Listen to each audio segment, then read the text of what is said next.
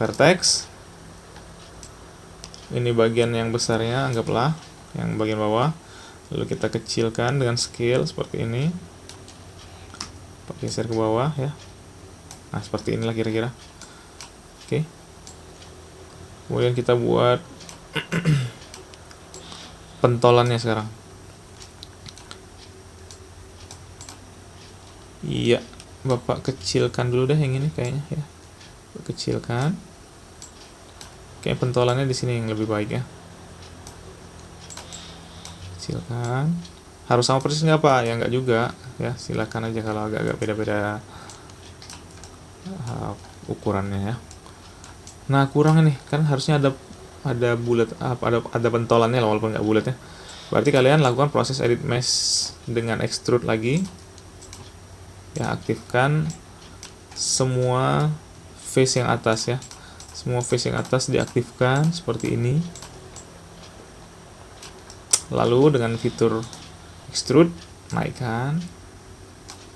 Lalu dengan fitur extrude lagi naikkan, kemudian kalian scale dari tengah, kecilkan ya. Cukup baik.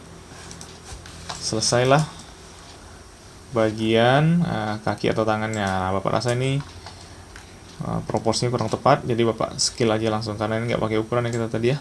Silakan di object mode, di scale. Kira-kira segini cukup, rasanya sih cukup. Oke. Kemudian apalagi yang perlu kita siapkan? Jarum ya. Jarum. Oh ya, Arnold Bapak ini bermasalah sedikit ya dari instalannya, mungkin tidak clean ya. Atau ada yang gagal dalam penginstalan. Jadi kalau kalian mau bikin angka, ada di sini ya. Jadi create type. Kebetulan punya Bapak mati nih ya. Jadi Bapak akan ganti dengan cube saja ya, seperti garis aja. Jadi Bapak buatkan garis aja untuk petunjuk angkanya ya. Bapak buatkan garis. Kalau kalian silakan buat type ya, tulisan. Jadi bisa dibuat 12, 3, 6, 9. Silakan dibuat seperti itu. Kalau Bapak buat hanya cube aja. Jadi cube aja yang panjang ya. Kemudian letakkan di depan dan letakkan di tengah ya, di tengah-tengah. Kalau kalian jumlah segmennya sama dengan Bapak, nah ini ada guide-nya ya, taruh aja di sini. Oke. Silahkan di scale sesuaikan dengan selera kalian. Oh iya, sekarang kita perlu poros nih. Kita perlu poros tengah untuk peletakan jarum ataupun penempatan angkanya tadi ya. Bapak duplikat aja dari ini, Ctrl D ya. Jadi Bapak Ctrl D. Si body jamnya jadi ada 2 sekarang. Ctrl D. Lalu Bapak scale dari tengah, Bapak kecilkan aja. Jadi untuk porosnya nggak usah bikin baru, repot. Ya, langsung aja ambil dari ini. Ya, bentuknya juga tidak terlalu bermasalah kan. Oke. Ini pasti di tengah pas ya, pasti tepat di tengah. Udah pasti itu. Silakan ditempatkan. Nah, ini contohnya tadi yang jarum maksudnya petunjuk angkanya. Oke, petunjuk angkanya letakkan. Nanti kita buat pisahkan apa namanya nih, piringan jamnya ya, yang ini ya, biar bisa dibedakan warnanya nanti. Langsung aja deh, ikutin Bapak, Ctrl D, Bapak Ctrl D ya. Perlu nggak ya Ctrl D? Lihat aja ya. Jadi Bapak ambil face yang depan aja, kemudian edit mesh, diekstrak aja ya. Bapak ekstrak, udah. Bapak kembalikan ke object mode, lalu di delete aja yang ini. Oh, ternyata nggak perlu diduplikat tadi ya, nggak perlu diduplikat. Silahkan diekstrak aja ya. Yang ini Bapak siapkan satu lagi ya. Jadi ada lapisannya, maaf. Geseran jangan salah sumbu ya. Nah, ada lapisannya di sini Bapak buat agar nanti bisa dibedain warnanya. Itu fungsinya ya. Nah, kemudian apalagi yang kita perlu siapkan? Jarum. Oke. Jarumnya ambil aja dari ini lagi ya. Ctrl C, Ctrl V, Bapak duplicate, Bapak Ctrl C, Ctrl V, di copy paste. Kenapa? Agar Bapak bisa atur kembali jumlah segmennya. Bapak hanya perlu ini 2 saja. Bapak hanya perlu 2. Kita mau buat jarum ya. Kemudian depth-nya mungkin 4 ya. 4 cukup. Lalu coba perhatikan ini Bapak besar. Kira-kira cukup untuk jarum jam.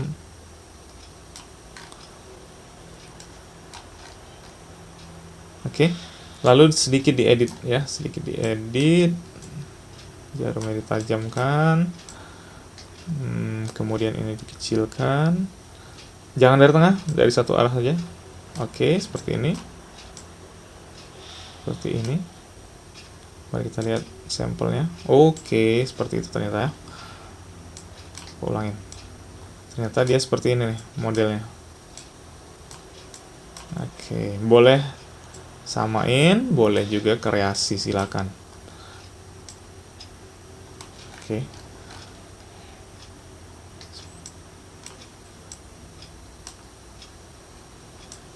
Apakah cukup? Sepertinya cukup. Oke, sepertinya cukup.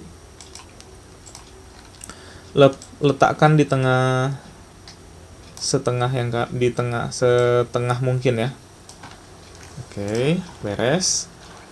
Jarum panjangnya buat lagi dong, nggak perlu lah ya.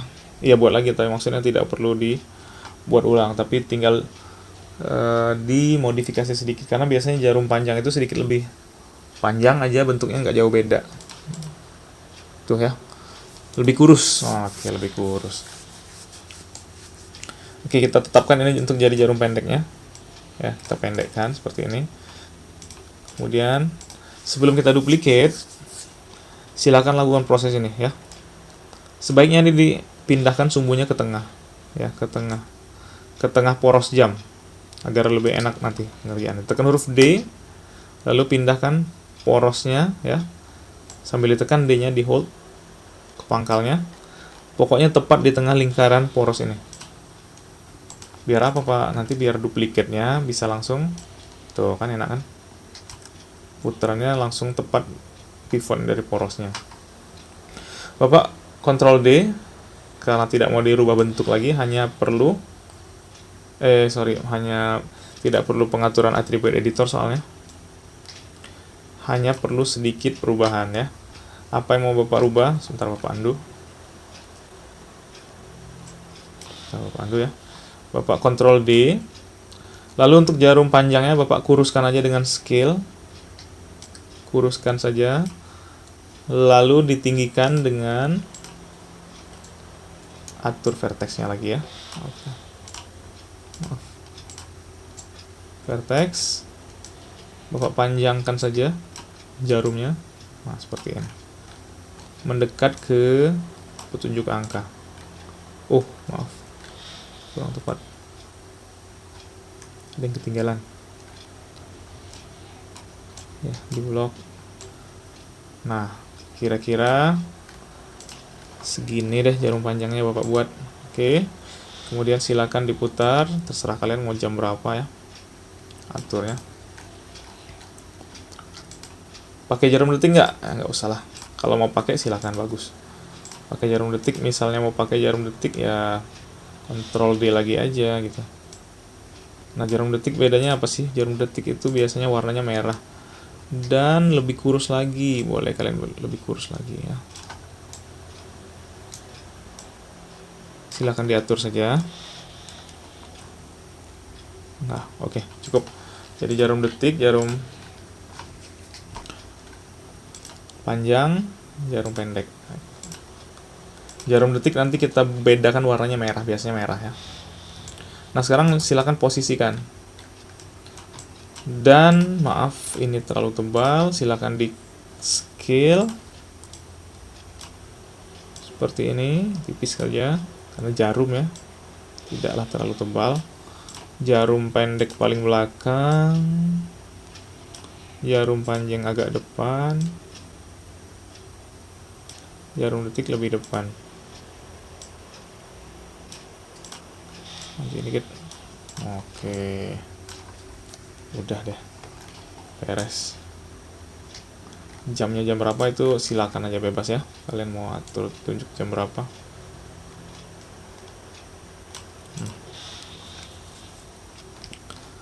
Hampir jadi nih, tinggal penyusunan. Nah, lakukan hal yang sama pada apa namanya ini, pada petunjuk angkanya ya. Lakukan yang sama dalam artian pindahkan sumbunya tepat di tengah-tengah huruf D, tepatkan kira-kira setengah yang kalian bisa ya. Semakin akurat dia, semakin enak positioningnya nanti. Oke, cukup. Buat apa? Ctrl D ya. Bapak duplikat, Bapak taruh di jam 3. Jam 3 itu di mana ya? Di sini ya. Oke. Oh, sorry. Di sini agak. Ctrl D lagi, taruh di jam 12, jam 12, jam 6, Ctrl D, taruh di jam 9, diputar ya, di rotate. Kenapa rotate-nya langsung tepat ya, karena udah diatur sumbu tadi. Cukup 4 aja petunjuknya ya. Beres. Oke.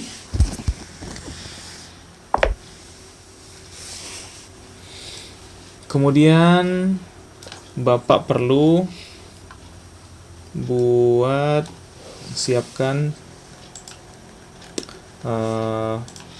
besi bengkok ini ya, besi bengkok. Caranya pakai apa sih? Bikinnya pakai apa sih? Pakai donat aja nih. Ya. Pakai donat, masih ingat donat atau namanya torus? Kurus saja. Kurus saja. Lalu kalian tambahkan subdivision axis-nya agar dia lebih bulat. Tapi agar dia berimbang tidak terlalu banyak segmennya, kurangin aja subdivision height-nya. Gini ya. Tambah. Bapak lebih kuruskan sedikit. Oh, maaf.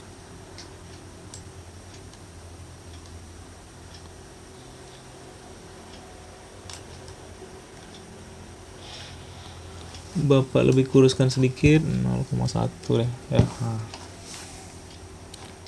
Kalau terlalu kurus tambah. Oke, cukup. Seidealnya aja ya. Kemudian langkah berikutnya adalah dengan edit mesh. Ya, dengan edit mesh, dengan teknik edit mesh kalian potong separuh. Oh, harus hati-hati nih. Maaf. Kita rubah jumlah subdivision axis-nya yang genap aja ya, jangan ganjil, agar bisa dapat garis yang sama. Bapak face ambil setengah, di delete. Nah, gini aja. Ya gini aja. Kemudian Bapak ambil yang ini, yang bawah 4 ruas ini ya. Bapak scalekan seperti ini. Oke. Bapak scalekan lagi seperti ini. Perlu di scale lagi ya, kebanyakan sih. Bapak ulangin ya.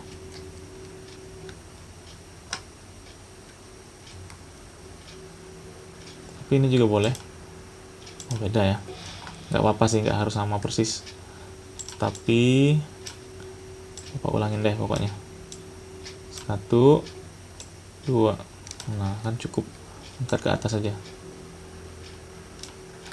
Oke, ini rasanya cukup. Ini rasanya cukup. Nah, terlalu besar, Bapak scale lagi, kecilkan. Sesuaikan aja ya. Beres. Inilah objek-objek yang dibutuhkan untuk buatan jamnya. Silakan dipoles-poles sedikit. Apa bagian yang mana yang mau kalian poles. Oke, Bapak rasa punya Bapak cukup.